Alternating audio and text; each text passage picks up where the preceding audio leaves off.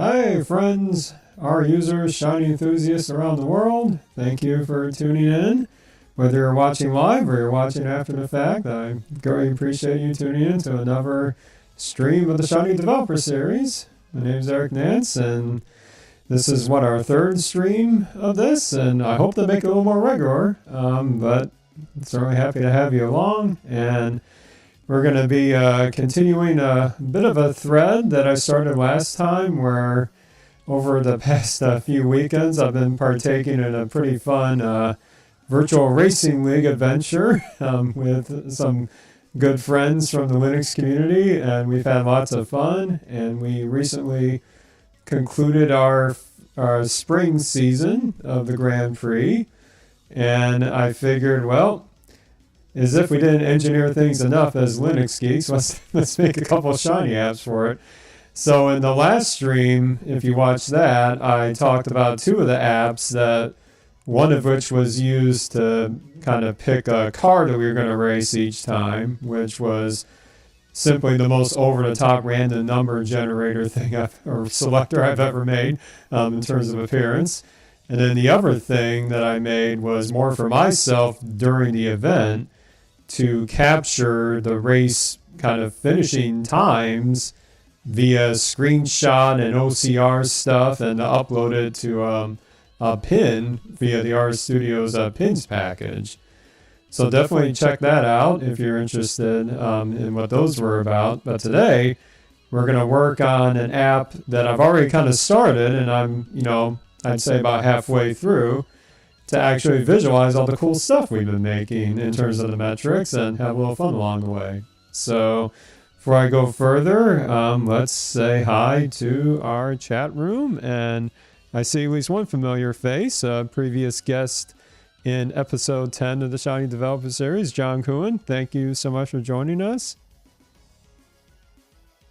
All right, it says sound is a little duplicated. Let me see about that. A little bit here. If anyone else is having issues with the sound, let me know. Okay, I don't think both of them are on. Let me double check. Thought I had this all sorted out. I have one microphone source. Move that down a little bit. Okay. Well, if it keeps happening, let me know. I'll do what I can, but it was working fine last time. I did have a couple system reboots, so you never know if that changes things around. Okay, so yeah, glad you can make it, John, and hello, Lipchu. Sorry, it's hard to read on my font because I have to make the screen small. Thank you for tuning in, and those that are working around, feel free to say hi. We're a welcoming group here, and again, thank you for tuning in. So before I get to the app itself, I want to definitely plug a couple things here. Let me bring this up. Go here for a second. So if you want to catch the previous episodes of the Dev series, on top of the YouTube channel itself, we have this site here, shinydevseries.com.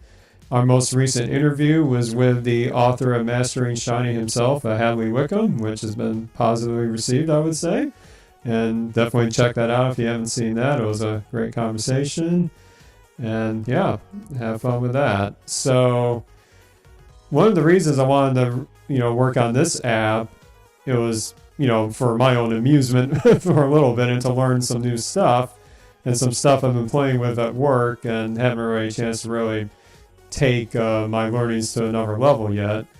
But there's a certain event that's happening that I'm going to kind of treat it as like if you're in an enterprise environment like me, and you have to have like a version 1 of a major app, and you got deadlines to meet, you got a release plan and all that. Well, there's a certain event in the Shiny community I'm going to treat as such. That is the Shiny Contest 2021. It's happening. They're the third year in a row. And so you can read the post on the RStudio blog if you're interested, but we have until May 14th to get our submissions in. So I did send something in the first year around. I was unfortunately not able to do it the second year.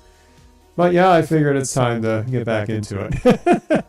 So looks like we got a couple new faces in the chat. Hello, Hector. Welcome to the stream.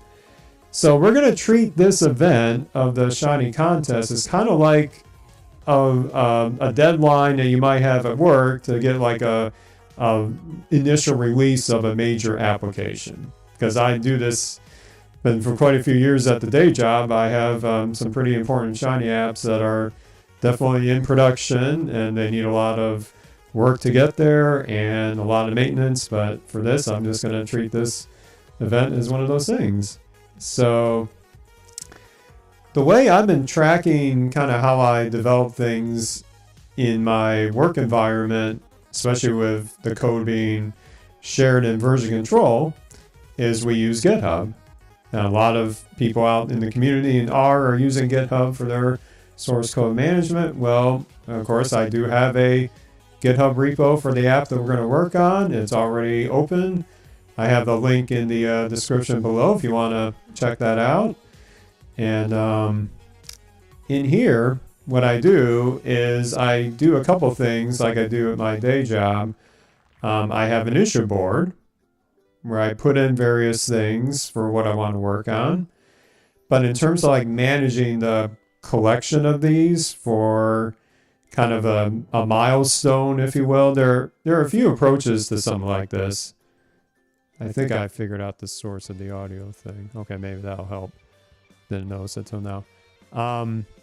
Is using the projects feature. I don't know if any of you out there have used projects in GitHub before, but this is a great way to do some nice management of the issues that you have, and maybe you want to group them certain ways. Maybe you want to outline what's kind of what you're working on now versus what's in the to-do, and then be able to show them as done so you can kind of keep track of the progress of some key things. Well, for this version 1, I'm going to call this app, we're going to use a project board to keep track of things. Okay, thanks. Sorry for the audio IPSAP. So what happened was I was doing a desktop audio thing and it must have done a few OBS round trips. So sorry for that.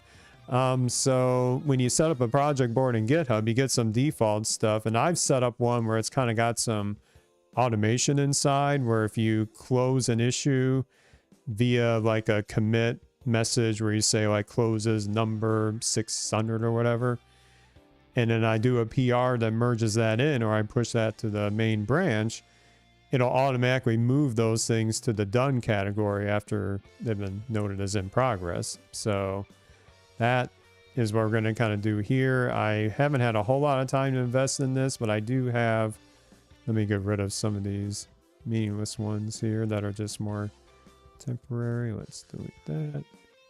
This is just if you're new to it, it gives you some little pointers along the way, which can be helpful. And it's saying that automation is in, so I'm just going to delete that. So I got a few things that are more related to the visualization side, but I am going to work on some of the table stuff for this app that I haven't documented here yet, but I probably will after the fact. And then as I make progress on those, I will simply move those into the appropriate buckets. So that's how I'm managing things.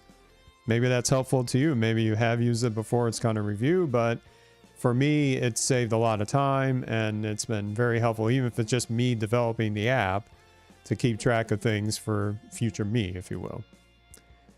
So what are we going to work on? I'm going to show you the prototype of the app thus far. I think it's pretty good shape, but we got some more to do. So this is it right here. And of course I have to reload it. Sorry about that. Let me just refresh that.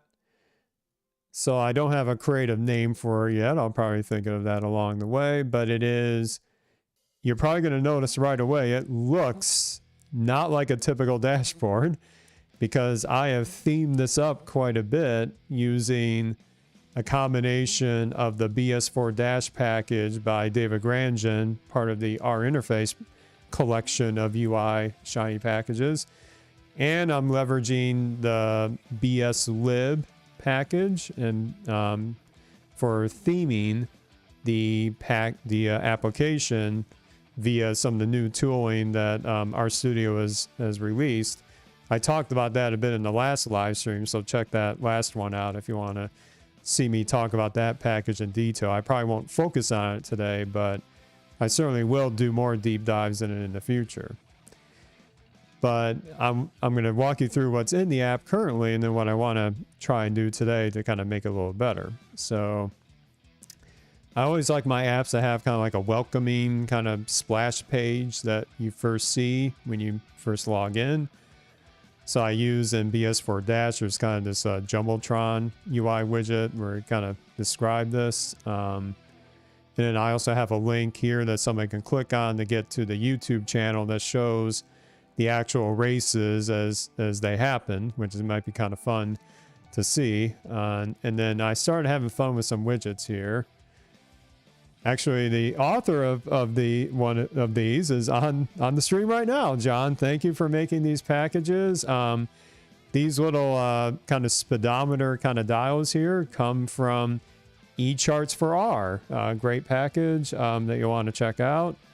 It's got lots of cool widgets in here, but I figure, well, if I'm talking about racing data, why not make it look like a racing set of metrics? And so I put in 3 kind of overall metrics that are aggregated across all the races. The average margin of victory, which is about 0.76 seconds. Well, we had lots of close races here. Then we had season progress. So the season had 40 laps in total if you compute 4 laps per race. I'll get to that breakdown in a bit. So this just means that we've completed everything. And then the average separation between the top 3 racers from like first to third, it was about 1.5 seconds. So in some cases there were outliers, but overall we had some pretty close finishes here. And then there is another widget that John made called CountUp. I believe it's called CountUp, where it wrapped a couple JavaScript libraries to kind of show increment stuff. And it was, single digits here for these two, a number of unique winners and those that did not finish a race. Now, that's a funny story for we may talk about. And how many racing hours we've accumulated, which is basically just adding up all the race times together. I just had fun with it. So lots of time there. Yep. And then this is the part that probably will be a focus on a stream later, but I'll just show it off for now. It may look a little odd here. Let me see. Same reason my screen is a little fuzzy. Let me resize that a bit. Okay, here we go. So this is, there's a little bit going on here, but what it is we have each racer that's participated in this as represented by a car here. These are emoji cars and vehicles in general. Now on the x-axis, we have you can choose from a few different metrics. Each race had a set of points you could get depending on your placement, kind of like real NASCAR or something.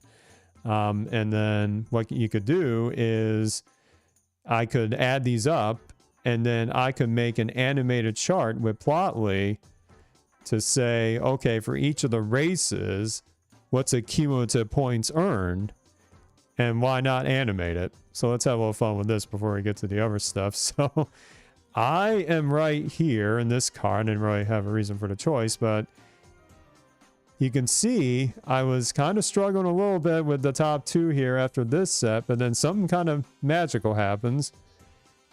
I close out strongly, and I'll get to how strong in a bit. I ended up winning the whole thing. And I not had much experience with this game before we did all these races. But it was a strong finish, but very competitive. And it kind of went down to the wire a little bit, but it was a lot of fun to kind of visualize this with Plotly, so you can kind of back and forth. So like I said, that's probably going to be talked about in another stream, but looks like oh, that gets kind of wonky when your mouse goes there. But yeah, I'm already seeing some good comments online from Small Djo about the speedometer notes. Yeah, these again, John, thank you for making this, because if I had to wrap this in custom JavaScript, I can learn it, but you just save me so much time. I always like to leverage the work of others, as I say. So the thing that I want to focus on today is the concept of presenting these results. We've kind of presented them at a high level and with a visual graphic, which is kind of like what people will notice first. But I was kind of looking at how other racing stats sites present things, and like most sports statistics sites, they use summary tables. Well, I wanted a table that could be very nice with Shiny, that could bring interactive elements if we choose to, and then be able to, you know, make it look like the rest of the app. And so this is a simple table here where it looks on the surface as it's just saying like the actual leaderboard here. Yeah, it will be polished. I hope, John. I hope. I got some ideas though. So this is saying, okay, after the season's done, what are the total points breakdown? So you can see I had about a 7-point advantage from our second place finisher at Yannick, goes by French guy. And then Martin, who goes by Wimpy, was close behind that. He's actually the leader of this racing stuff. Without him, we don't know how to handle this. But this is good on a single dimension, but Reactable is the engine behind this. So Reactable, if you haven't seen Reactable, oh boy, you're in for a treat here. Now, this doesn't have to be in just Shiny apps. You could do this as an R Markdown report or anything web-based. It is really nice. It's based on the React library in JavaScript, and is also a showcase of another package called React R, which kind of brings some React kind of JavaScript bindings to R. And Reactable is the one package I've been using from this framework thus far. And it is a lot of fun to work with. And I think I've only kind of scratched the surface of what you can do with it. So for the next, hopefully, hour or so, we're going to start supercharging what I've already made and kind of make things a little easier for the app and build in some linkages to certain things as we think about cool things to visualize.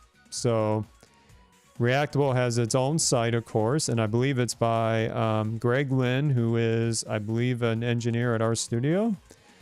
And credit to him for bringing this out there, I think, ever since last year or around that.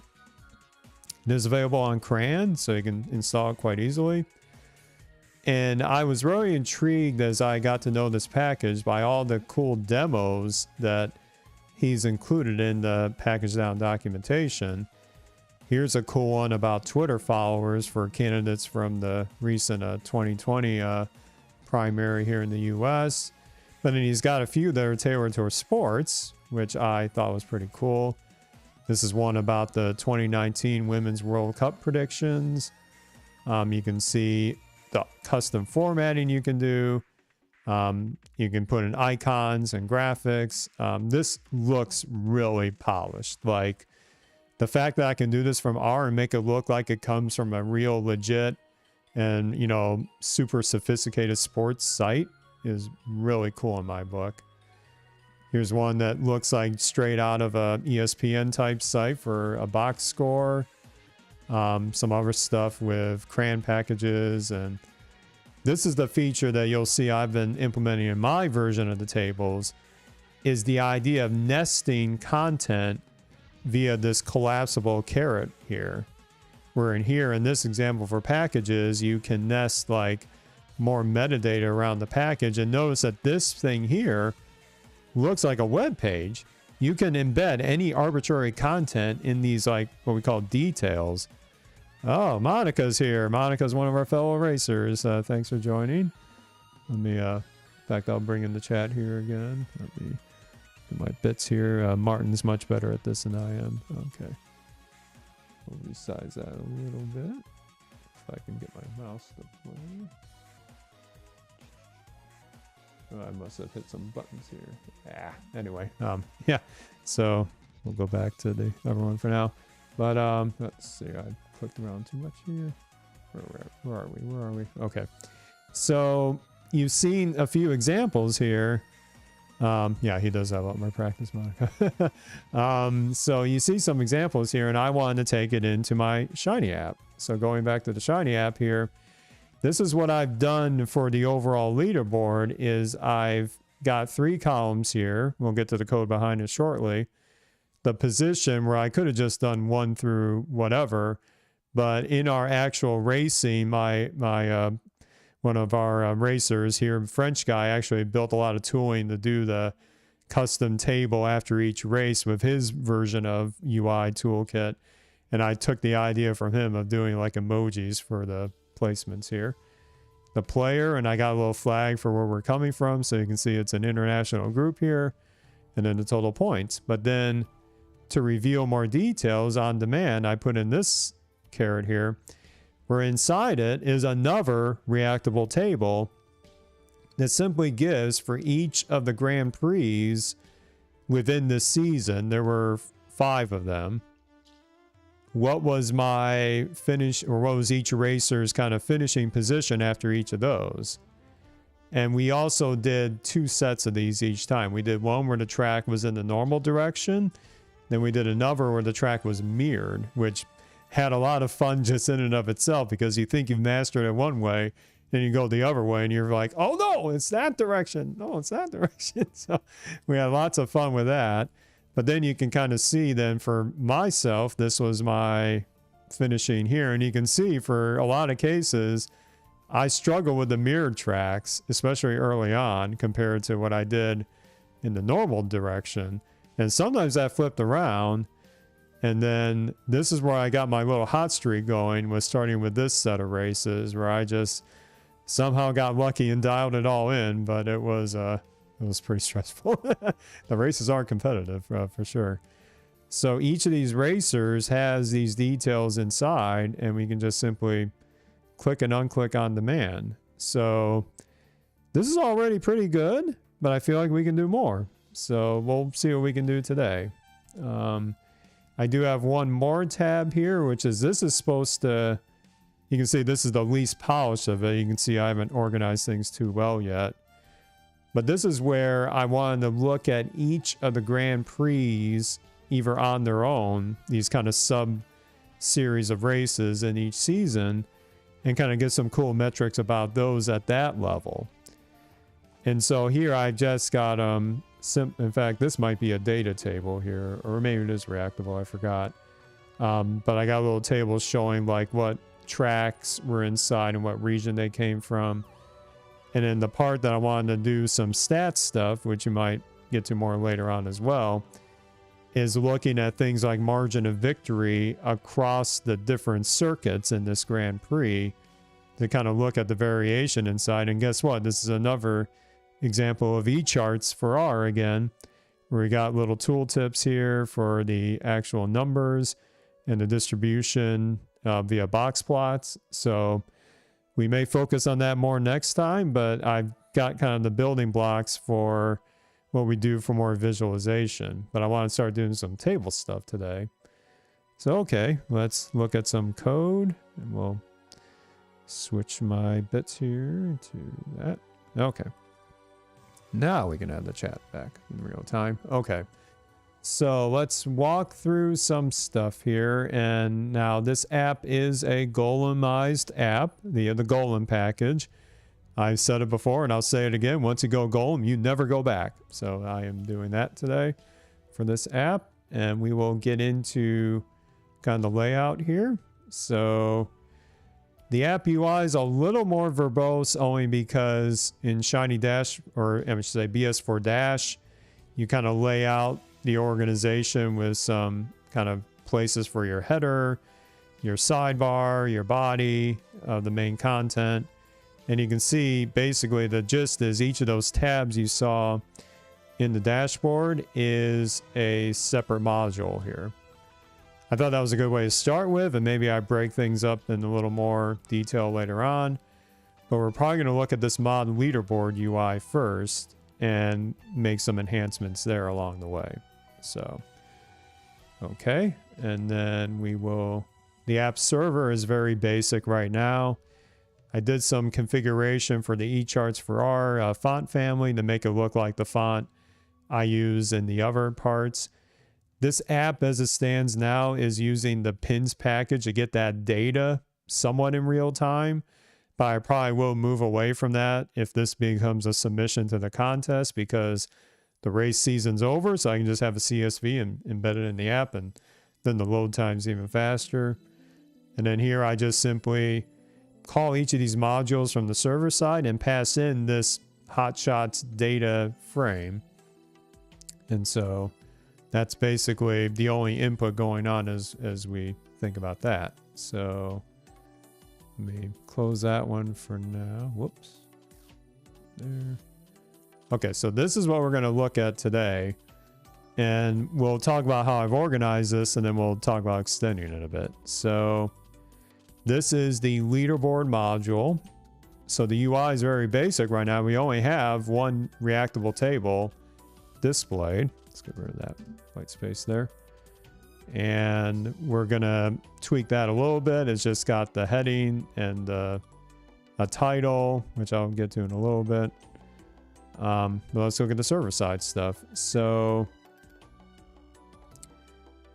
this is a dynamic title at the top where it said, okay, how many, with some dplyr code, how many races have we performed? So it just could some dplyr stuff, look at my overall data frame, select the unique combos of Grand Prix, track, and direction, and then how many of those we have in the data set. And I just used the glue package, dynamically populated that. So it was easy enough not to have to hard code that. Okay. And this is what I think app structure should be like, is that your app is kind of like a shell of calling other functions and do the heavy lifting when you can do this. So there's a simple function I made called create leaderboard that's going to basically be the source reactable table that's fed in this reactable output that was referenced right over here. So we're going to simply look at this function. And when you're in RStudio, one handy keyboard shortcut to use when you're looking for where a function is defined is hit F2. And now we've opened right to the file that has this. So I'll show you what I've learned of Reactable thus far, and then where I kind of want to take it, hopefully with some progress in this stream. So this function is going to take what's called the raw DF, the data frame that I'm getting from that pin board or that pins repository. And in fact, what it might help do is we're going to run this app, but we're going to do a browser here. This is always what I like to do when I'm showing stuff to people, is I'll step through the function so we can see what the data looks like, and then we'll be able to actually view things within the viewer tab as we go along. Let's see if this works. So now I have, let me close some stuff that I'm not going to do today. I opened a lot of stuff, wondering if I would need to do it. We don't need the app UI anymore. The data set I'll look at probably later on. I did custom data frames in the app. Okay, run dev. This is how I run the app. Okay, so it will now by design, when you run modules in Shiny, if they're not like the first thing that's hit, it's not going to actually evaluate it until you click on the right tab. So we want to click on leaderboard to get there. Okay, now we're here. So, okay, we're going to step through stuff now. So as usual, let's hit F10 to take a look at things. So DF position. Okay, so DF position is I'm applying another utility function from raw DF to maybe tidy things up a little bit. It's not, and then another function to generate summary data. So you can look at the GitHub repo if you want to look in the details of what they do. They're basically a whole bunch of dplyr and mutate calls and, you know, filtering, subsetting, all that stuff.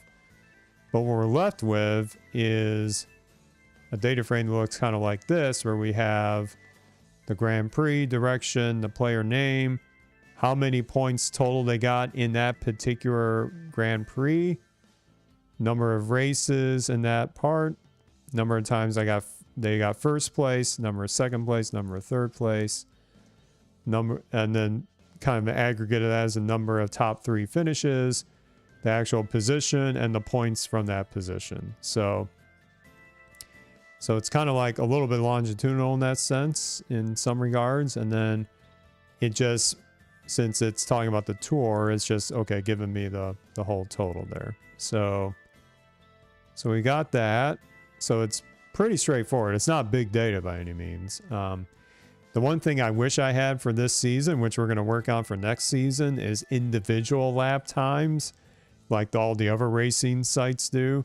Here we just have the finishing time, which we can do some stuff with, but I hope by next season we're going to be able to get some more cool data from it. So, okay, so we got that. And then this is where I'm going to do some munging here that I didn't really belong in a separate function, or maybe it could, I don't know. But I'm going to generate an overall summary. Then I'm going to start doing some, the kind of the emoji kind of stuff, and to get a new column derived, and we'll just kind of, we'll step through it, and then I can parse through it a little more. So DF overall is a much smaller set. It's got 10 observations, 1 for each racer. And now you can see that here I've got the emoji code for what that emoji column for position is going to look like. The player name, country, URL is, that was for the country flag, and the total points. So that was all just kind of munging stuff, but I had an internal data set that had kind of some of the country stuff, this and player data, that I just left joined after all this mutate stuff. And then I selected them with this stuff here just to get them in the right order. And then let's see. So then I also do something with DF position just to tidy that up a little bit. And then we get to Reactable itself. So this is gonna, I'll actually execute it, but I'm gonna narrate through what's going on here. So Reactable takes as your first argument the data frame you want to put in a table. Then a whole bunch of configuration options. Let's see if we can look at the help page while we do this. That's weird. I thought Reactable was loaded. Okay. There we go. All right. So it's got a whole bunch of parameters. You probably don't need to change all of them, but in certain cases, you definitely want to change stuff. So I'll tell you the ones that I did. So since it's such a small table, I don't want it to be filterable. I do want it to be resizable. So if they minimize their window, like in the browser, that they can easily have it responsive to that. There's no need for pagination, so I'm not showing page size stuff. The selection is one I'm going to exploit more later on, is what can they select to maybe feed into something else. So here I got single, which means they can select one row at a time. That's going to be important later on. And then on click is another parameter that's kind of tied a little bit to that, is that when they click on a row or when they click on a cell, what does that mean? In this case, I'm saying select, which means it's kind of like a proxy for selecting the row. You could do something different there, as you can see in the parameters there. Highlighting, that's if they select it, I want it to be highlighted. And then this is where the magic starts coming in. And if you're familiar with kind of like how shiny UI stuff works, this might be somewhat more intuitive to you. Although maybe not, I don't know. I'm coming in from a different perspective. Is that you have this columns argument where you feed in a list, and in each list, you can customize how each column in your data frame is rendered in this Reactable table. So here, let's take this position underscore emo, for example. This is where I don't want it to show that text of the table. I mean, of the emoji symbol. I want it to show the actual thing. Well, what's cool is that I did have that column with the text in it. So what you can do is you can, on top of the name you want it to show as like the column name, you can do a custom function called cell. And this is where you can feed in any kind of function that takes, I believe, at least one argument, if not two, where the value itself that it's going to take, and then the index, meaning like what row of the data frame is being processed. And so what I wanted to do is I wanted to basically take that emoji value, pulling it from here. So it's kind of like a recursive thing. I'm pulling the thing from the index that it took. I'm slicing that because, and then I want to, using Hadley's emo package, create the Unicode symbol of it and have that be returned at the end. So now instead of that string, it's returning the emoji representation of it. And then for player name, it's kind of similar, although it's more of HTML stuff where I want to not just put their name, I wanted to put the flag of where they're from. So here I just did another call def. So call def is also from Reactable. It's kind of like a way for you to customize many different features of that column. I'm also making sure it has a minimum width of 100, is that pixels, or I forgot what the units are. But then again, another anonymous function for the cell, where now I'm going to take the country and the URL of that country flag, and then I'm going to do a simple div here with an image tag, and then say, okay, what I have a CSS file in the app itself where it's going to say, okay, how do I draw this? But the source is that URL from that country data set for the flag. So now I'm rendering that kind of inline HTML along with the player name itself. And now this is cool here, where if you have columns that you had to use for additional processing, but you don't want them to actually be shown as they are in the data frame, in the Reactable table, you just feed in a parameter called show equal false. That way you can hide it, but not have to like remerge it back in or whatever. You can keep it along for the ride, just don't display it. So I do that for the country and URL columns, and then for total points, all I did is change the name of it. Otherwise, the looking looked pretty good to me. Here was the stuff that I did for a real important project last year that absolutely wowed everybody that saw the app, was the concept of that details on each row, where it was that little caret symbol to expand everything. And so, in fact, let's live dangerously here. I think, oh, I may have stepped through everything. Okay, well, look at that again in a little bit. So what happens is in details, you feed in a function where the only parameter that it expects is the index of like which row you want to process. And so with a little dplyr magic, you can say, okay, take the slice of the overall data set that I'm feeding in based on the index, pull the player name, and then I use then that other data set, that df position that I defined way up here, to say, okay, filter that for only that particular player. And the exclamation points are like the rlang or tidy evaluation syntax to say, okay, substitute this with the character value of this player selected, which is a string in this case. And then just select that from that position data frame, everything but the player name. And in HTML tools div, now this is where I'm going to say, okay, the display of this is HTML, and guess what? It's another Reactable table. So it's doing a Reactable of this custom data frame that was processed, and then simply changing it up a bit based on theming arguments, which actually is going to be applied below as well. This is where you get the real customization if you need it. You may not need it for like your apps that aren't meant to really look that different than a typical Shiny app.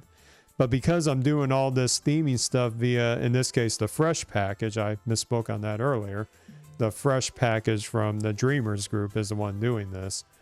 I wanted my Reactable table to kind of fit an overall similar theme here. And so I kind of stumbled upon this online somehow, this HSL syntax. I forgot exactly how I found it, but it was in some examples and some websites where I could grab this representation of it. And those of you that know web development better than me are probably laughing at me from the way I described that. But it's kind of like an RGB kind of thing where I can dictate what kind of colors it has. And so I just simply fed those in. And then that was basically it. That's the table. Giving it a few more styling here. And that's the idea, is that you can make the table look any way you want. And you can style or customize the columns any way you want. But the magic here in terms of shiny is what we're about to get here. Is that we're going to get an input that we can expose to the rest of the app and maybe do some cool stuff with. So if nothing else today, with the time we have, I'm going to work with this table based on what they select, which in this case is technically corresponding to a player, and kind of do stuff with that. What I'm going to do, I'm actually not too sure yet, because I kind of done some of it in the details thing, but I feel like I can do a little more than that. But let's see what we can do here. So again, if you have any questions in the chat, feel free to chime in. Special hello to Matuis from Brazil. Oh, yeah, it's an international audience as always here. Okay, so we've already stuff through our browser. So hopefully that was kind of a shallow dive, if you will, into Reactable in general, but we're gonna play with this a bit more as we go further. So let's stop the process here and let's go back to where this was called. And I think I accidentally closed the file, so let me close some of the other stuff we don't need here. And let's get back to my app. Everything's in the R subdirectory, so we had mod leaderboard here. Okay, so this is it here. We have done nothing else other than this leaderboard table as a render Reactable. This is where we're going to start adding stuff. So, as somebody who selfishly, or maybe not, that came out wrong. As somebody who selflessly admits, I never remember everything a package does. What I like to do, as you kind of saw in my other, let me switch bits here. I like to have the documentation site for a package open next to me in my other monitor as I go through this. And the Reactable package has this great section. If I can see, is it articles? Oh, it's demos. Where is it? It's examples here. Yeah, examples. And so this is where they talk about Shiny. So here they talk about, okay, you want to use this in Shiny. Here are the two main functions to get it rendered from the UI and the server side. And then we talk about the row selection. That's what we're going to do. Okay, this is the stuff. So to get the selected rows in Shiny, use get Reactable state. This is going to give us an object that we can treat as a reactive, and we can do stuff with it after the fact. So we'll leverage most of this example here, and then we will simply create something to debug with at first, just to make sure we're getting the right row selected, and then we're gonna link that to something. So that's what we're gonna start with here. So okay, with that in hand, let's go back to our studio here. Let's start adding some code here. So going back to mod leaderboard. I have a couple approaches to this. I may just start simple. Let's just keep it as a reactive for now. So, and order doesn't always matter in Shiny, but if it's based on something like in this case a Reactable table, I am going to put it after the output, which is a little different than the example. It just, to me, makes more sense, but you can do this any way you like. So I'm going to say Hotshot row selected. It's probably a little verbose, but I can always clean that up later. This is a reactive. Now, I don't like to do it always one line. I like to, because there's always some things I want to have as contingency plans just in case things fire too fast. So I'm a very heavy user of the rec function, which is in Shiny is a way for you to say, don't do anything until this requirement's satisfied. And in this case, I don't want this firing until we have at least this data frame, this reactive data frame of the actual racing metrics available. So that's the first rec. Now, I think what I can do now is much like they had in their example. Let me first do a double check. So I'm going to be using functions from Reactable, so I want to make sure I import that into the module documentation here with our oxygen. So in that case, I don't have to prefix the function names all the time.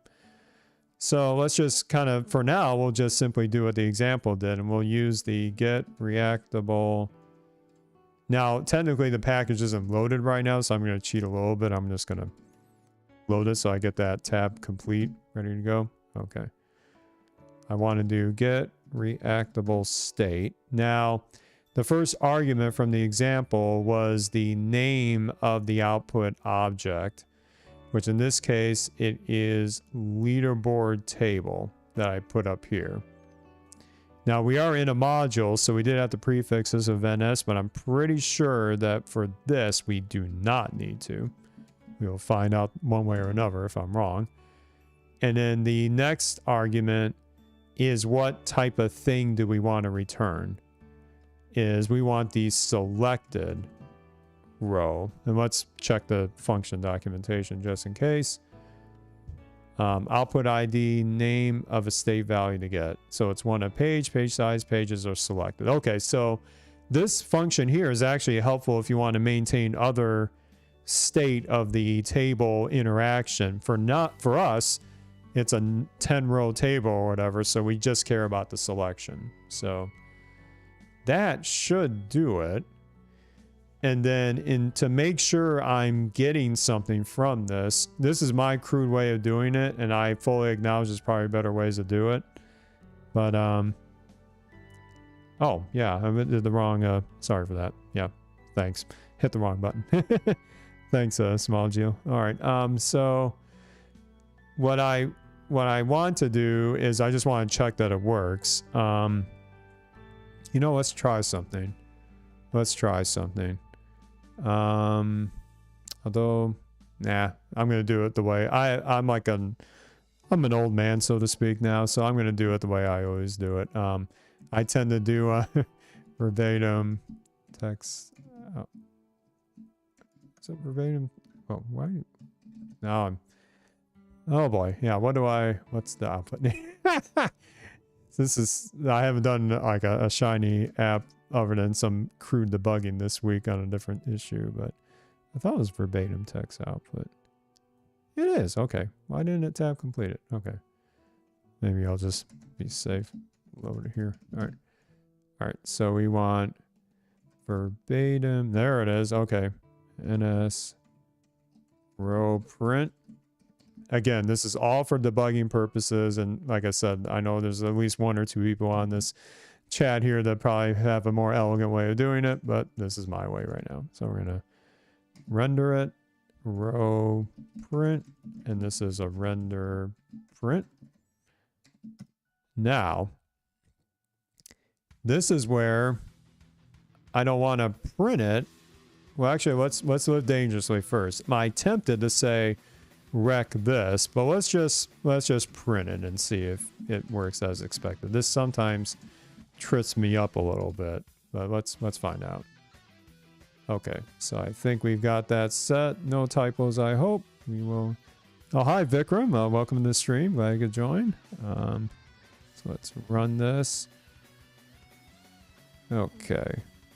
Oh, that's an annoying thing with the pins. It goes to this connection tame. Okay, so let me zoom in on this. I have to run this in a very weird way compared to other ways I run my apps because of the stream stuff. Okay, So let's look at leaderboard. Now, that should be null because nothing's happened yet, right? Hey, that's 1. Now, let's see if this is 10. Okay. That seems trivial. That seems very simple, right? But that's the first step to get these to work, is you have to make sure the server side in your app, module in this case, is getting that selection. Good, good, good. We've got that. I feel better now. We will go ahead and go back to the main view. Sometimes the keyboard shortcuts don't always fire. There we go. All right, we will stop that. Okay, good. Success number 1. We got the row selected. Now, that was an index, right? That was 1 through whatever. Now,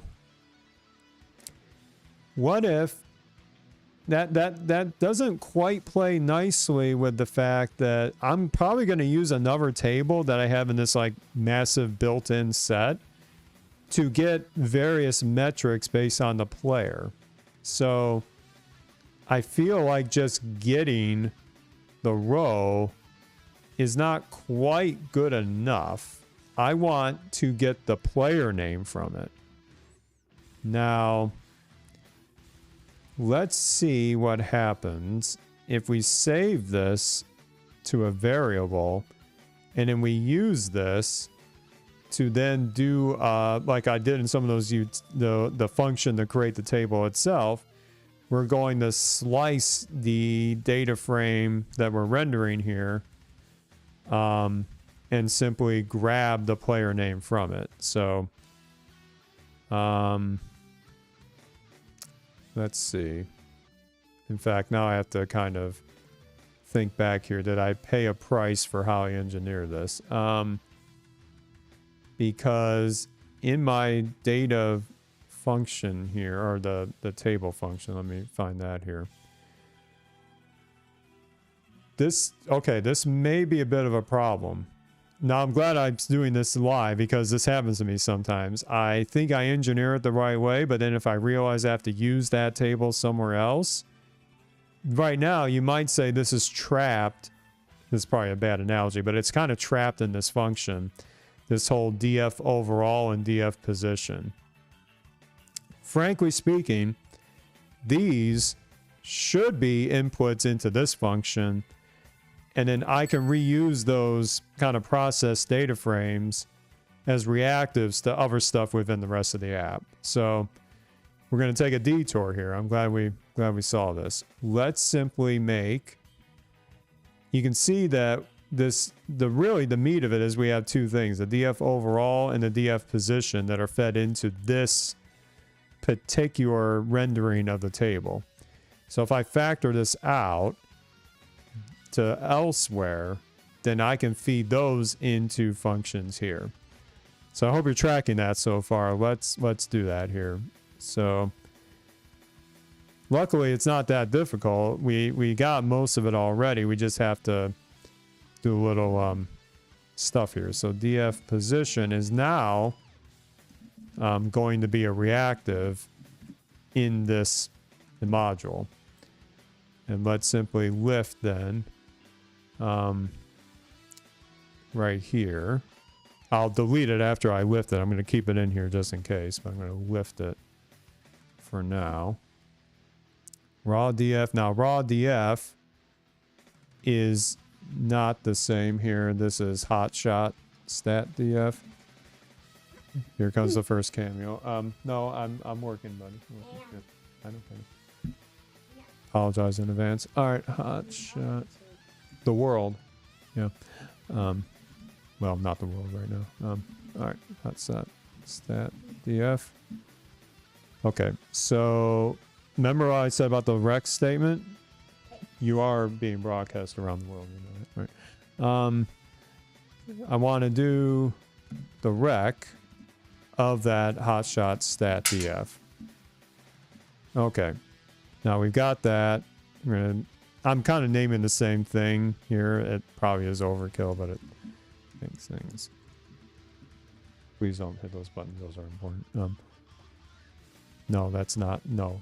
Well, I'm using it. All right. Okay, so df position is done. Yeah, Monica, she knows from the previous streams that there's been cameos from the little fans here. Okay, so df position, that's done. Now, I want df overall. Oh, wait, I forgot about this thing here. We want to put that into... I hope this works the way I expect. We'll find out one way or another. All right. Okay. Whoops, wrong place. See? Yep, I got thrown off my game, so to speak there. All right. Yeah, position. Okay. Now, am I... Yeah, I'm importing dplyr, so we're good there. Okay. So df position's done.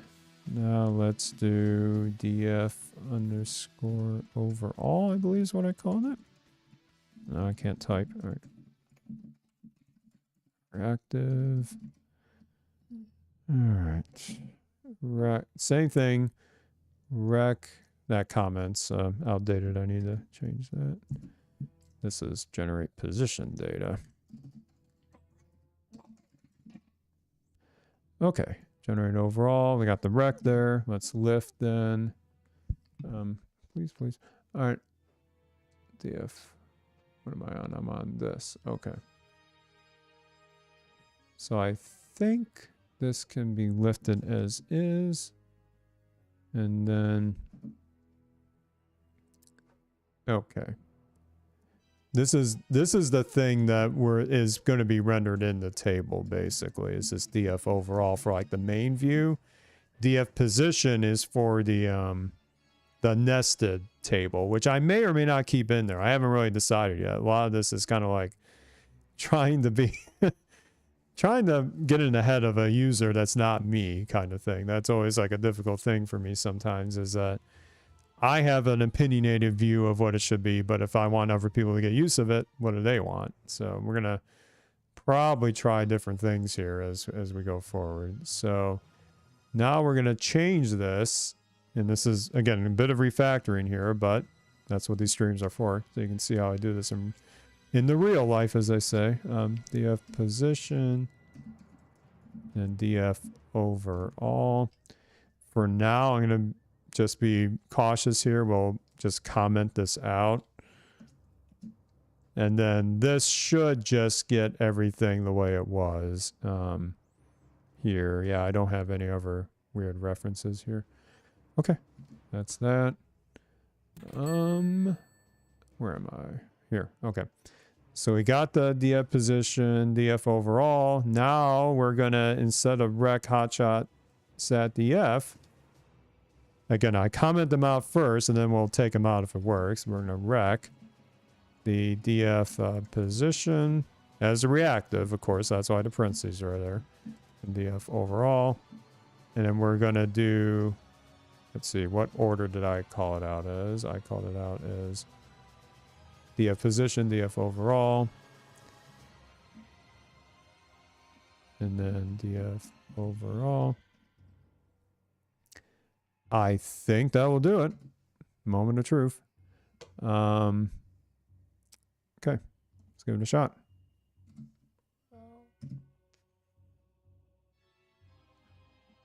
Okay. So far, nothing crazy yet. Let's zoom in a bit. Let's see. Leaderboard. Aha, all right. Error, no applicable method for group by. Okay, so I've done something silly. Good. Real-time debugging. We're human, folks. All right. Why isn't my zooming thing? Oh, that's weird. My keyboard shortcut just went crazy. All right. Okay. So, what did I do here? df position. That's returned here. That is returned here. Rec.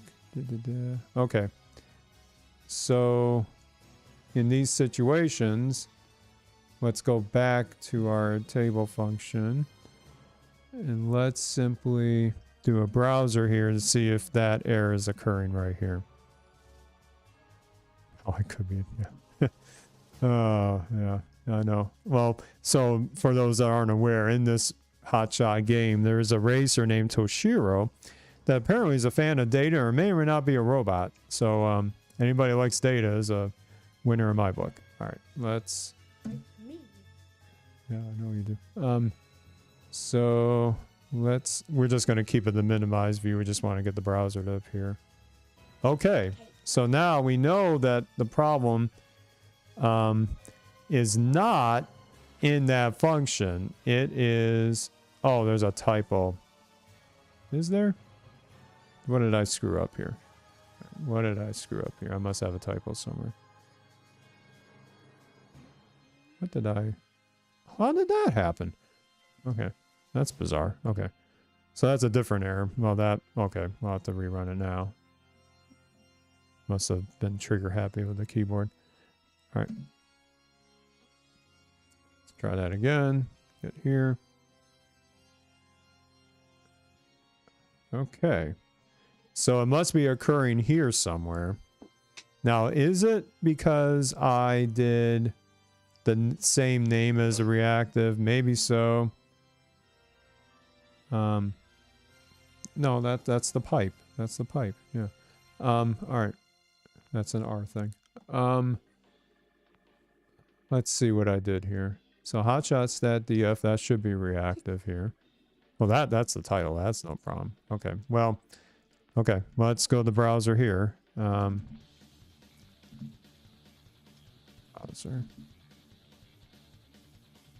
Let's see if we can trigger it here. All right. Good, we're here. Okay, so let's first make sure this is something here. Okay, that looks good. Let's just run the rest of this.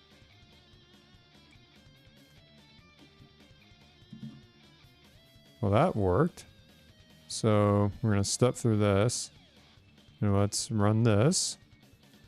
DF position. Looks legit. You know you're... Okay. That's... hello, Kennedy on the chat. Welcome. So I feel like this function's not got the problem. That DF position's legit. Okay. So it must be somewhere else. So, and that didn't have a group by either, did it? So we didn't have to do the browser there. So let's take that out here. And then we will put that here. Okay. So we must be... Oh! Found it. Found it. This needs DF position. Because it's referenced right here. There we go. All right.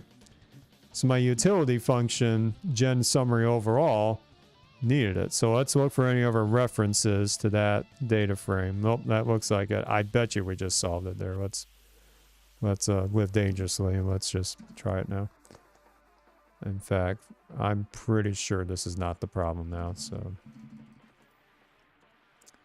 let's see if that works. Okay. I don't care about the condensed view right now. Oh. That's interesting. So that is something else. Okay, so N race is not found. Oh, did I?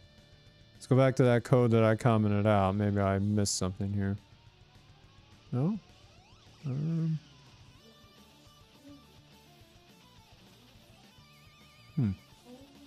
Okay, let's go back here. So the problem with summarize, object N race is not found. Okay, so that is probably from here. I guess it's from this function. Just have to figure something out here.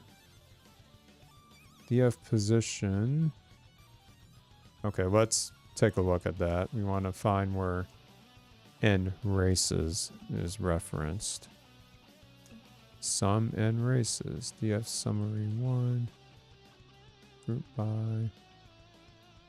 So this is expecting some... Yeah, I know.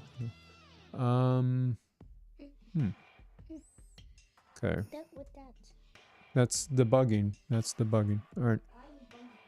Debugging. Yeah. You're in a programming class. You know that. Yeah. Okay. So let's figure out what is going on here. What is going on here? It may be, I may have to put the browser back in here. Maybe I didn't select something. I got to figure something out here. All right, let's get back in there. Okay, so DF position, how many variables does it have? And races, some reason I know. Because n races, this select here was done after I did the overall stuff in the other function. So in fact, I better go back there for a second. The stuff I commented out. You notice here, it did it after doing the DF overall. No, do not hit those buttons. I'm serious. That will destroy OBS. All right. So if I will keep it in the other one, and then I'll just hide it in this function. When I do the DF position. Well, actually, I already do the select. Oh, here. Yeah. Okay. Let's see if that does it. No, don't climb on it, right? Okay, so I think that will do it. And then in the main function, we're gonna do in races. Whoops, plus sign. That will not be good. That's it. Darren, really, you're gonna destroy the cord. No. Yeah. I don't know. All right. Not you. All right. Let's do that. Darren, you're please. All right. I'm live, you know. All right. Yeah. Okay, what did I mess up? What did I mess up here? Let's see. Oh, comma, of course. That period there. That happens to me a lot sometimes. I don't know if that happens to you. A period instead of a comma. Okay. Whoops. All right, let's run that again. Okay. Okay, so we're in here. Let's just look at my column names, make sure I got it right. And races. Okay, that should... Yep. Okay, we got it now. But we're still... Oh, and... Okay, alright. You know what? Let's not do the column reduction. Let's just do this as it is, and then we'll do the filtering afterwards. Oh, this is a good question. Sorry, Small Joe asks, is there a difference between the browser function and putting a breakpoint in by clicking the side of the row? In normal... Oh, yeah. Oh, I think we got an alert there. Okay. In normal in normal R usage, there isn't a difference when you're in our studio. It will do the same thing. Now, I have noticed that breakpoints in Shiny don't always work well when you do the interactive version of it with the clicking of the row. So my default behavior is just browser, but certainly you're welcome to try it. I just don't recall having good luck with it last time around. So anyway, let's see what happens if I comment this out. So we have everything again. And then there will be something else that gets crazy, I think, but I'm okay with that because we can change that afterwards. So let's see what that does. Okay. Okay. Okay, let's make this bigger so we can see it better. I don't know. Okay. My keyboard shortcuts have now failed me. All right, let's see. Let's zoom in. Zoom viewer. Okay, now we're back here. Let's see what happens with this. Okay, so now Okay, now this is what we need to work on, is that now all those other columns are there that we didn't necessarily want. So we can do this. In fact, probably the way to mimic what we did in the other part of the pipeline is we will simply, let's go back. Sorry, my keyboard shortcuts all went crazy there.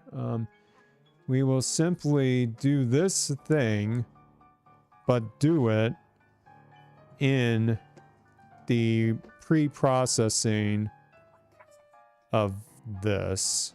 So there are different ways of doing it. I'm just gonna, well, you know what? Well, I changed my mind. Let's, my son is literally about to destroy my computer. All right, let's see. That's gonna be a meme somewhere. So let's see. I want to put that over here somewhere. In fact, we can just do it here. Yeah, he literally just banged his leg on my desk. Okay. I tell people don't climb on desk. I don't know. So we're gonna do that here because it already had the code, and this should tidy up the appearance. So let's save that. Let's save that. I promise we're going somewhere with this. This took us a while to get there. Oh, can't subset columns that don't exist. Oh, lovely. Okay. So let's see what happened there. All right, we're getting somewhere. So let's put the browser here. I think I removed something before, and by the way, if anybody sees what I do silly here, you know, definitely let me know. Sometimes I make, well, we're all human, as I say. All right, so let's run that again. Okay, so here, okay, we're here. Okay, let's go names at df position. Okay, so let's look at what doesn't exist here. Well, that exists. That certainly does. Player name. Position exists. Points. They all exist. So wonder what is going on here. Let's just run that. So it must be something in one of these functions here. dplayer slice. Filter df. Oh yeah. Can't subset columns that don't exist. Well, it's there. And races was there, I thought. Or did I... Maybe I did something silly here. Oh. Of course. I did take it out somehow. Okay. Yeah. Silly me. All right. This should do it. Try again. Leaderboard. We are here. The position. This should have end races inside. Yes, it does. Oh, I think we got it. I think we got it. Okay, let's zoom into that.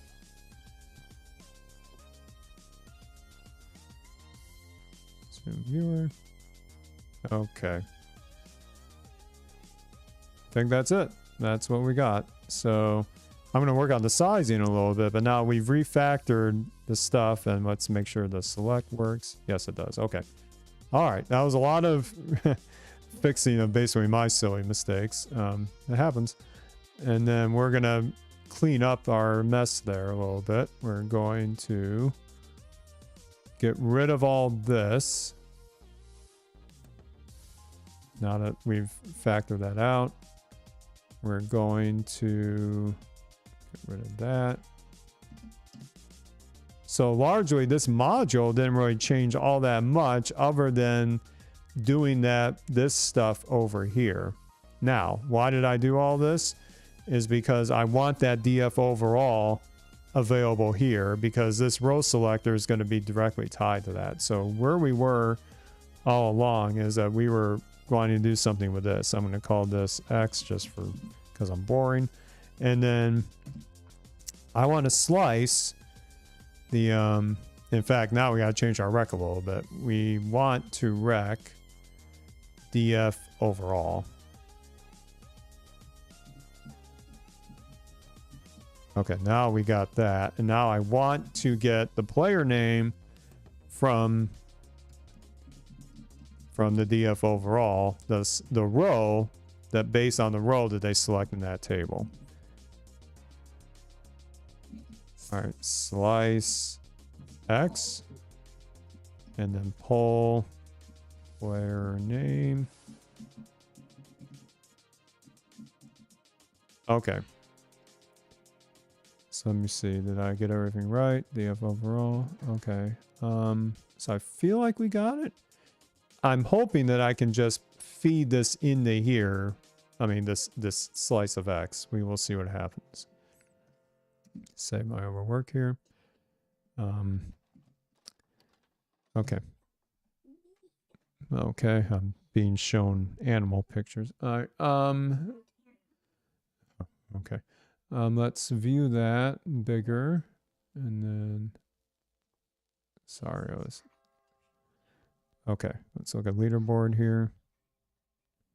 Now, this is normal, what you see here. Do you know why we're seeing this here, everybody? It's because we don't have anything selected yet, so slice is, of course, going to kind of go haywire if it doesn't have anything. But here comes the fun part. Aha! Yes, we got it. We got the player name. Okay, all that work to get the player name. There may be an easier way to do it, but we just did it. So we are good to go there. Let's show everything again. Okay, so how do we... Let's be graceful about this, even though this output's meaningless here in terms of like where I want this app to really go. Let's see what happens when we put a rec there. To not let the app do anything if that is a null object. This should work. I've had situations in the past where if I did a rec on one of these, it never fired back when it was not null anymore. Let's see if my thinking is correct here. So, guys, I don't care about the format. Let's just... Now, see, oh, it's in the wrong place. It's in the wrong place. No, I realize what I did. It's because this X is being fed directly here. Okay, now I know what I wanted to do before. For another app, I did refactor this a little bit. There is... So... This, I want to split this up into two reactives. And maybe it's too much. I don't know. Please, those shiny experts out there, tell me if you do it differently. This should be just treated to the get reactable state like it was before. So we're going to cut this out for a second. You probably know where I'm going with this if you are following along. We're going to keep this as it is, but then we're going to do another reactive. I'm just going to call it players selected. And then we're going to do a rec of Hotshot row selected. We're going to put this in here. Let's also do a rec of DF overall. I feel like you can never have too many of these. Maybe I'm wrong. And then, yeah, players selected. Now this is going to become rec player selected.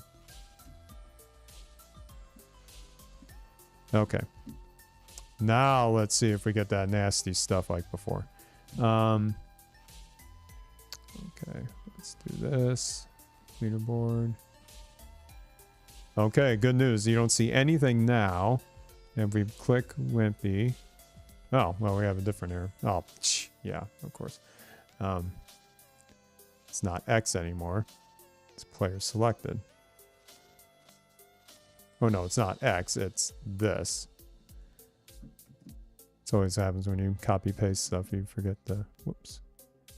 Forget to change variable names. All right. Got it. All right. All right. Let's see if this works now. Okay. Leaderboard. Okay, we got nothing right now. Unwise 8. Okay, we're... Oh, of course. we're not printing the player name or player selected. Okay, well, that's easy enough. Just do this. Okay. Trial and error. Luckily, I noticed that when I do Shiny apps at my personal stuff, it runs immensely faster than my stuff on the enterprise server. There's a long story behind that, but at least here I can iterate pretty quickly. All right, so now it's just, since Monica's here, here's Monica's name right there. Mad Hens is her nick, and then Big Calm. And, yep, okay, good, good. All right. That seems like a big deal for just a simple selected input, but now the possibilities become bigger, much bigger now. So that was a lot of work there, but what we're going to do now is we're going to obviously not keep this for the big picture. We're going to start figuring out with the data we have, with who we selected, what can we do to augment the table above it? Now, I'm kind of doing that with the nested view of it, but is there more we can do? Is there like a way we can compare this particular player's metrics against like something overall or something like that? So we're going to start exploring the data we have, and let's see if we can, in fact, what I was thinking is maybe it's not so much exploring the data itself, but we create kind of a player profile of their various things going on. So it might end up superseding the nested thing. So let's see what we can do here. So what we could do is we could take a page out of, in fact, let's run the app again and I'll show where I'm going with this. I think it'd be kind of cool to have, let me zoom in a little bit. It'd be kind of cool to do like some high level metrics of the player themselves and what kind of things they did in the race. It doesn't have to be a straight ripoff of this, but it can be something kind of similar. And in that way, it's kind of like you have your leaderboard, but then you want more details on like their particular progress. And we can have more detailed notes or visualizations or summaries on how the races went for them. So it might look something kind of like this, but maybe slightly different. So let's go here. We could even augment the space we have on this side to like put some stuff with. I don't know. This is the part where I didn't have as much time to think about this. Or do we simply, maybe for what we do here, see, actually, I've kind of had a change in thought about this details thing, is that I could, in theory, make this like selectable in here too, but I feel like that's a little cluttered for a single table, and it could be just me.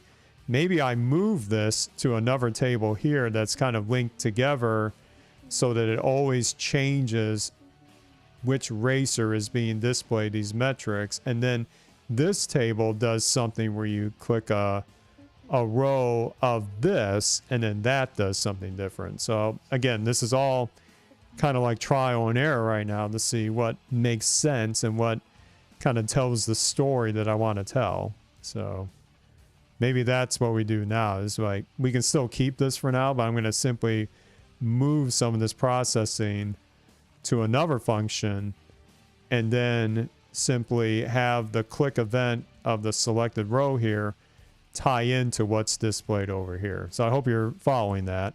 But let's see what we can do there. If nothing else, you'll get at least an illustration of how I use Reactable and Shiny as like as a preview of this. All right. And looks like, let's stop that. So we had these FSC table helpers. So create. Here we kind of embedded the display of this in this nestable thing. Now, the advantage of like doing a separate function for the Grand Prix table, I'll call it, is that we could actually reuse it in here too if we ever wanted to. So let's try this again. I'm going to reuse this stuff here. It'll look very similar, but it's only going to have like one argument in this case. So let's call this a create GP table. I'll probably rename these later on. I just need something to start with. Hold on, did I get in the right area? Oh, create leaderboard. Yeah, okay. So I want to take DF position for this. In fact, I'll move where I store this because it's a little confusing to scroll that. All right. Let's move that over here. Okay. So now I have a couple options. I can, in fact, yeah, I think I know what I want to do here. We want to make this so that player name is an optional argument. And if it's supplied, then it's only going to show the table for that player. So it's going to be very similar to what this did here. So we have players selected technically, but we're gonna, all right, I'll clean this up in a little bit, but you'll see where I'm going with this. So now we're gonna do DF, all right, select DF position. Well, actually, we've got to be cautious here. I would say if this is null, we're going to do the full display, kind of like what's going on here. And then if it is supplied, okay, we're going to do a subset of it. So, all right, so this is,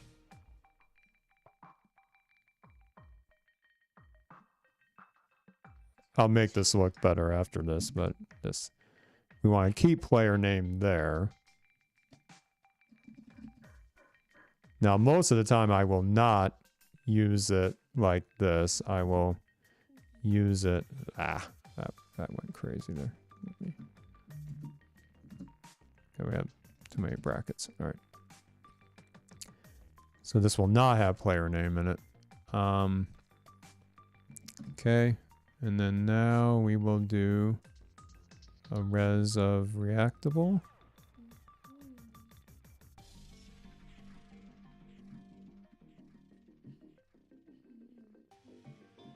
Wait.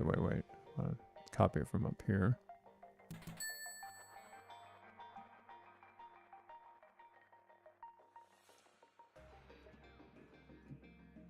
I think there will be a way I can make this more elegant, but right now I'm gonna just kind of keep it like this. Hold on, I gotta make sure I don't copy too much here. It's there. Yeah, that would have been not pleasant. All right. So that goes here.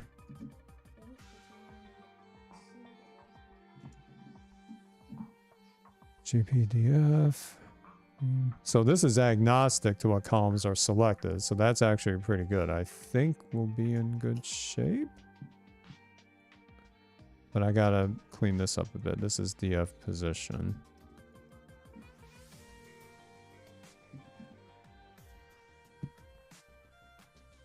Okay.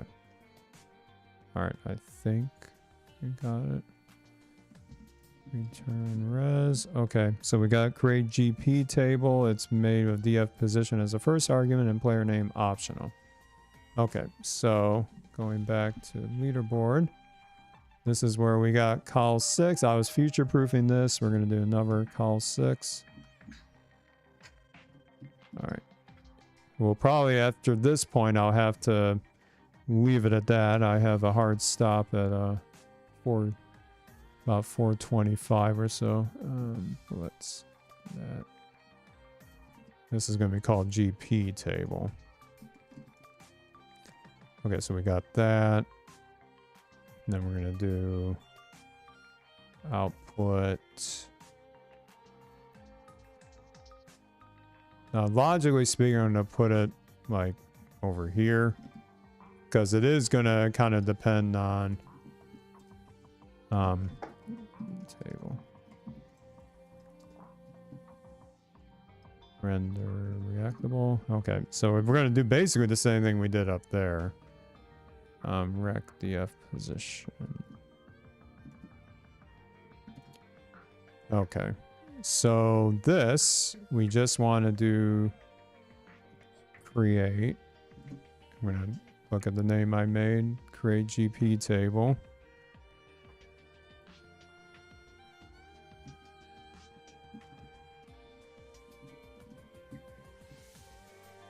Yeah, position. Now this one is going to be the player name.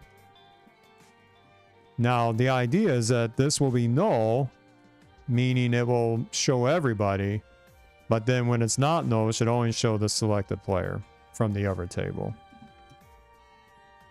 All right, correct the position. I think we got everything. Okay, let's see. If I don't accomplish anything else today, this is still a good start. And of course, I have a typo somewhere. Function. How did I type that? Okay. Wow. The typos I have when I live stream. Okay. Okay. Let's try that. Okay, let's zoom in on that.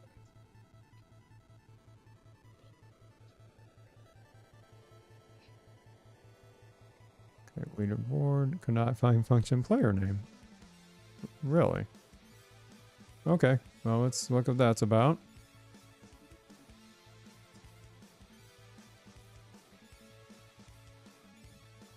Oh, I have fond memory. If you remember that audio track, that is from Afterburner, one of my favorite games growing up. All right. Let's see. What did I? Great GP table. I just had a medicine ball thrown at me. Okay. Let's see. So that's not the problem. It's actually the leaderboard. Sorry, I got distracted by a ball going to my face. Let's see. Players selected. Oh, yeah. Variable names get you every time, right? All right, players selected.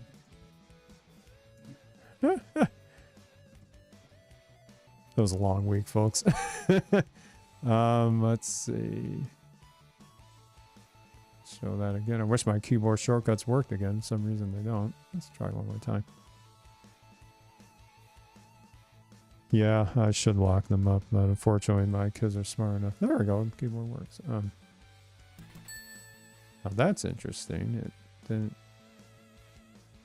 Object player selected, not found. Okay, what am I doing wrong here? There must be something silly.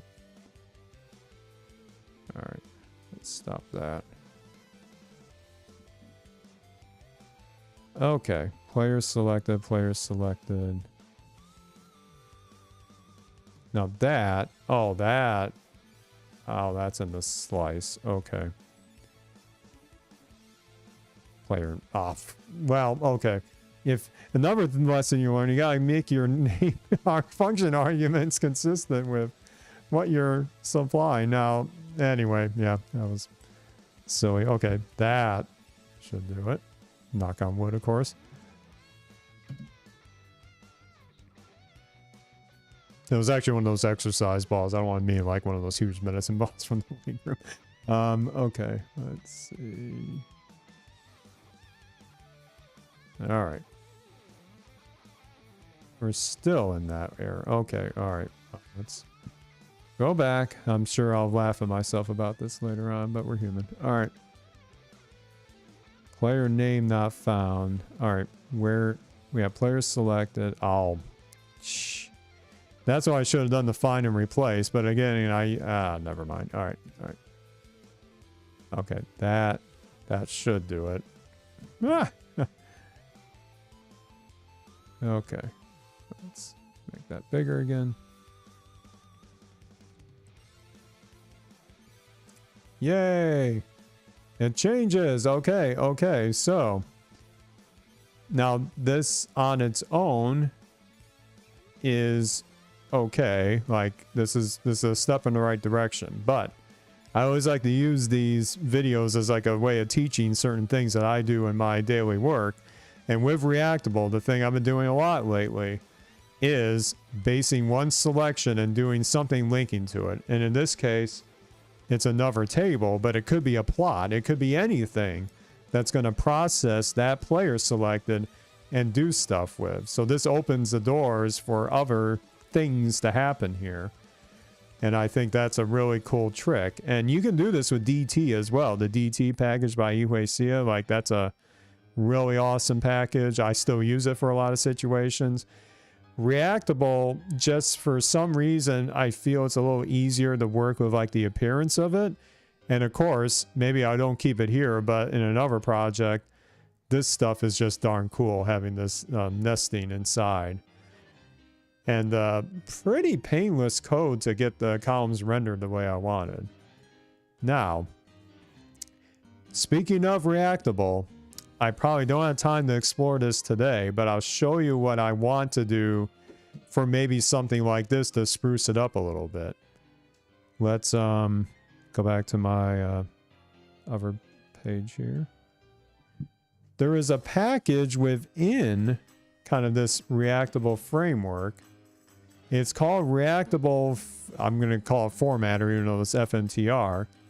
What this is going to do is it'll give you additional styling that you can apply to your app or to your table without being a CSS wizard or a web development wizard. And so let me show you some examples. Some things I'm really intrigued about is that you can go from an ordinary table like this to a colorized table with the cells with a very simple function called color scales. And that is great. You can do custom palettes. There's all sorts of different tricks you can do with this. But there was other bits that are helpful with Shiny, like a heat map kind of appearance here. You can do all sorts of stuff there. But I'll show you the part that really intrigued me is, let me see where it is.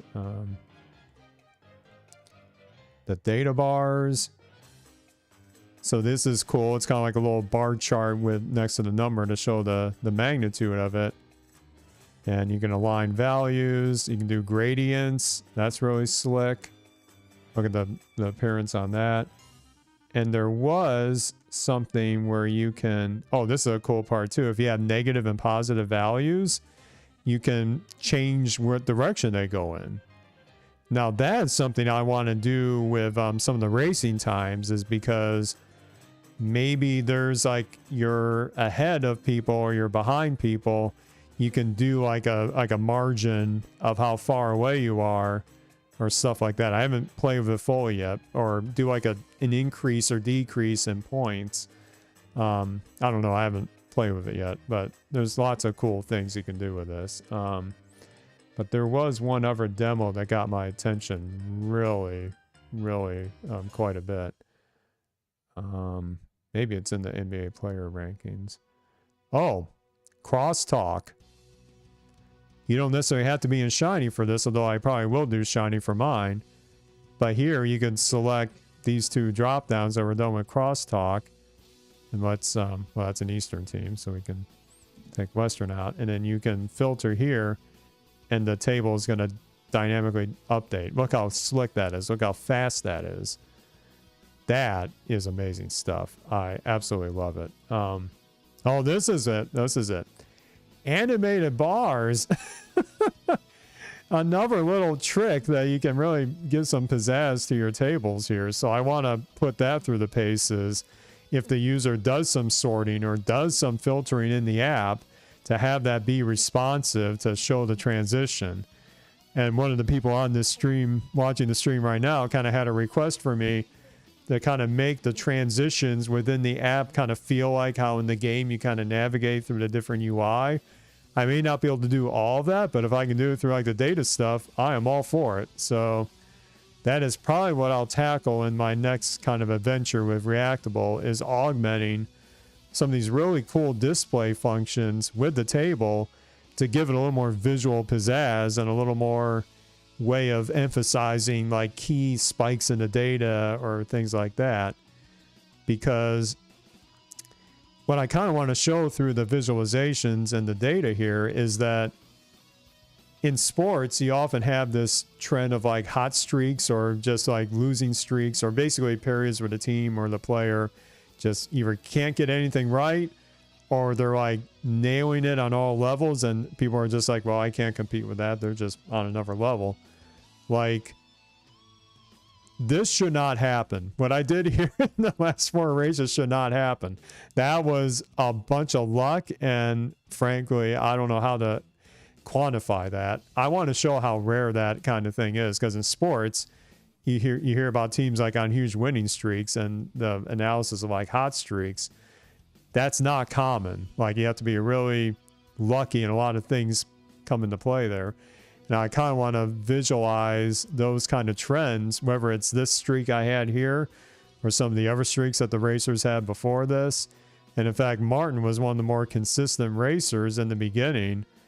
Not always like a number 1, but he was consistently in the top 3, and that put him in a pretty big lead initially. Just kind of like visualizing that trend is stuff I kind of want to see, which would augment what I do here in the animation here, where you kind of see the longitudinal profile of how, in this case, the points, or I could even just do the top 3 finishes. It'll refresh on its own here. Like, augmenting this with some actual data. That's what I want to tackle next. So today the focus is on Reactable and kind of getting that shiny linkage going. And maybe we do another one about Reactable to kind of bling it up even more, or I might get into more of the visualization route.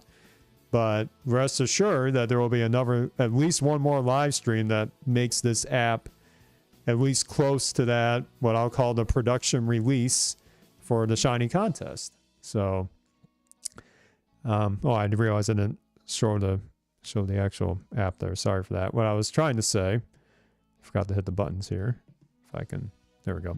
What I meant to say is that I want to augment things that I'm doing here with more rich displays of these kind of tables, and go back to kind of having some other metrics or widgets that show more of the higher level metrics, maybe from a player perspective or from a track perspective.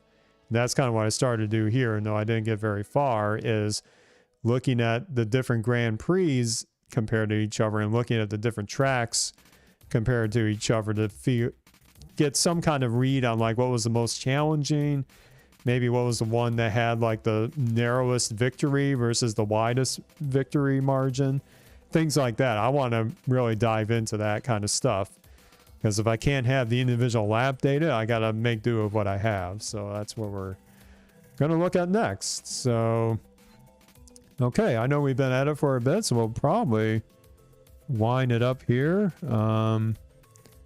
So certainly thank you everybody for attending this live stream. I know it was kind of short notice. Sometimes I have to strike when the opportunity presents itself, and it's been a lot of fun to kind of share at least some debugging tricks that I do. And I hope one thing you learned as well is that when you start structuring things in kind of this functional paradigm, no matter if you're doing tables like this or plots or modules themselves, you set yourself up for a lot of success later on. So I'm really treating this app, even though it's for a fun toy project, I'm trying to treat it with the same principles as what I do in production for the day job, so you can kind of see what my development mindset is, because I've ranted about this before, but I'm not allowed to share like 98% of what I do in the day job. But if I can share these kind of little nuggets and the packages I use and different ways of using it, then at least I can put myself out there, but I can learn from all of you as well. It's always like a learning journey for me. So I'll just mention again that if you want to get a link to all the show notes from the previous Shiny Developers series, episodes, shinydevseries.com is the place to go, along with the channel itself. And with respect to the channel, I got lots of plans for new content. We're getting things lined up, and I'm going to try and make things like this more regular, whether they're live or not. And your feedback is much appreciated. And thanks, some of you even on this stream have been very kind with your comments, and I greatly appreciate it. And please keep it coming. Topics you want to see, you know, going forward, I welcome that. There is a link in the description below for a survey that I put out there a few months ago about like some ideas for the direction going forward. If you haven't filled it out, it's a very quick survey, only like 4 or 5 questions, shouldn't take more than a few minutes. Having that data really helps me plan for this. And if you do value what you're seeing here, this is all done in my spare time. I have spent more than a pretty penny on the equipment for this. And even made our esteemed streamer from the Hotshot League, Martin, almost blush of one of the purchases I just made earlier this year. So if you find it valuable, I'd love to have you maybe share a quick tip in the tip jar, which is below in the description as well.